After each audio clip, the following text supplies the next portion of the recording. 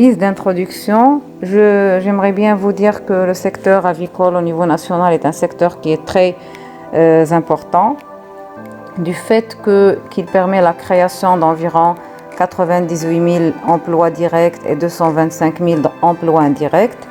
Il génère 21 milliards de dirhams par an et totalise des investissements de l'ordre de 8,7 milliards de dirhams par an.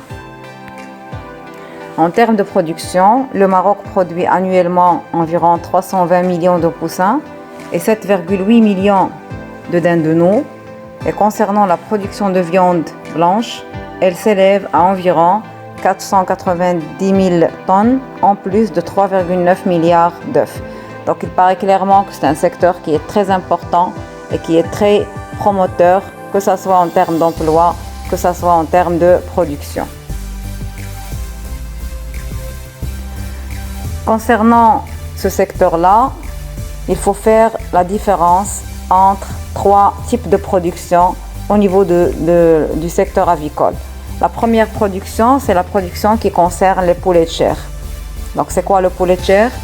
Le poulet de chair, c'est le type de poulet c'est le type de production qui a comme objectif la production de viande blanche. Donc c'est un type d'élevage qui va être destiné à la production de viande et notamment bien sûr la viande blanche. Donc comme vous voyez ici, on part dans ce type d'élevage d'un poussin d'un jour qui va peser environ 40 grammes au démarrage pour obtenir environ après 42 à 45 jours un poulet qui va peser 1,8 à 2 kg. Dans ce type d'élevage, les deux sexes, à la fois mâle et femelle, sont destinés à la production de viande. Deuxième type d'élevage dans ce secteur-là, c'est l'élevage de la poule pondeuse. Donc la poule pondeuse, comme son nom l'indique bien sûr, l'objectif dans ce type d'élevage, c'est la production des œufs de consommation. Les œufs de consommation, bien sûr, هو البيض اللي كنستهلكوه tout simplement. Donc dans ce type d'élevage, on part d'un poussin d'un jour pour obtenir après environ 18 à 20 semaines des poulettes qui vont être prêtes à entrer en pente. Et on parle pendant cette phase-là d'une phase de croissance. Donc après cette phase de croissance, on passe à une deuxième phase, c'est la phase de production. La production de quoi bien sûr? C'est la production des œufs. Et dans cette phase-là, on ne parle pas de poulettes, mais on parle de pondeuses.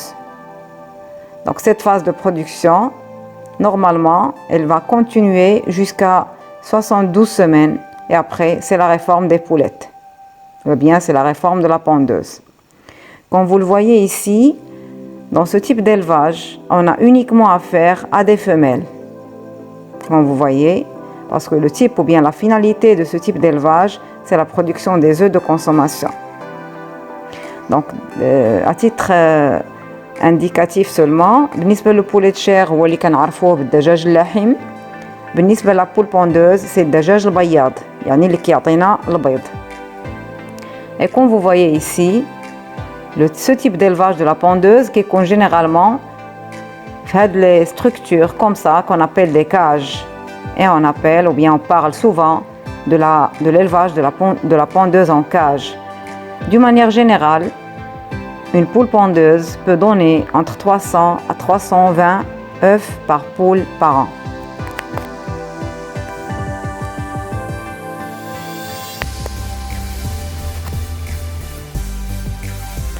Troisième type d'élevage, c'est celui des reproducteurs.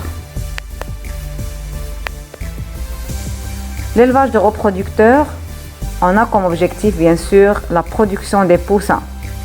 Les reproducteurs, donc ce sont les parents. Dans ce type d'élevage, notre objectif c'est la production des poussins. يعني كنقلبوا على الفلوس, هو le poussin. Et dans ce type d'élevage, bien sûr, on part d'un poussin d'un jour, comme vous voyez ici, pour donner, donc après une phase de croissance qui dure environ 24 semaines,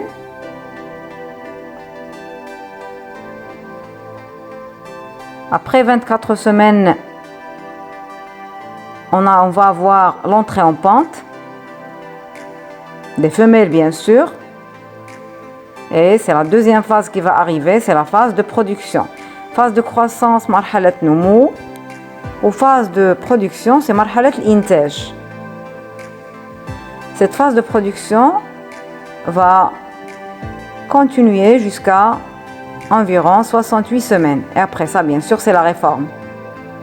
Lorsque je dis réforme, ça veut dire que les femelles ne vont plus avoir la capacité de pondre de la même fréquence qu'avant. Et dans ce cas-là, il faut bien sûr les réformer.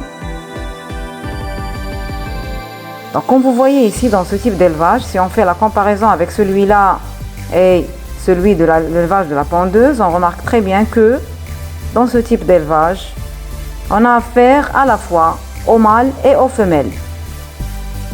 C'est-à-dire on élève les mâles et les femelles. يعني كنربيو les mâles ou كنربيو les femelles. Dakar ou l'unta. Bien sûr, pendant la première phase, il y a la phase croissance. Normalement, on a les mâles et les femelles séparés. Pourquoi séparer les mâles et les femelles? Parce que pendant cette phase-là, elle est très très importante. Un poids vif, bien sûr, à un moment bien déterminé, que ce soit les mâles, que ce soit les femelles. Ou bien sûr, si on sépare les mâles et les femelles, on va avoir la possibilité de les rationner correctement. يعني كنبقاو نعطيو من ناحيه ديال الماكله ديالهم كنقدروا نديروا ان بون راسيونمون بالنسبه لي مال لي فيميل على حساب كل سكس والحاجيات ديالو. بيان سور الا ما فرقناهمش غيكون عندنا تري ديفيسيل باش اننا نديروا ان بون راسيونمون. Après ça, ملي كنساليو la phase de croissance, on passe à la deuxième phase, la phase de production. On va plus séparer les mâles et les femelles. Donc comme vous voyez, on a les mâles et les femelles ensemble. À raison, mâle 10%, femelle 90%. Et bien sûr, pourquoi pendant cette phase-là, qui est la phase de production, pourquoi on va les assembler tous les deux? Tout simplement parce que notre objectif, donc pendant cette phase-là, il y a la phase de production, notre objectif c'est l'obtention d'œufs fertiles. يعني نحصلوا على بيض مخصب qui va être directement transféré vers le couvoir. يعني l'objectif من هذه الفاز هذه هو نحصلوا على واحد البيض اللي هو يكون مخصب اللي غادي يعطيني بيان سور اللي غيمشي للكوفوار اللي هما دوك الحاضنات دوك الفراران فين كنديروا البيض. دونك نحصلوا على بيض مخصب او لا دي زو فيرتيل اللي غاديوزو للكوفوار غادي يفقسوا وغيعطيني ان بوسان اللي يقدر يكون يا اما ان بوسان تيب بونت يا اما ان بوسان تيب شير.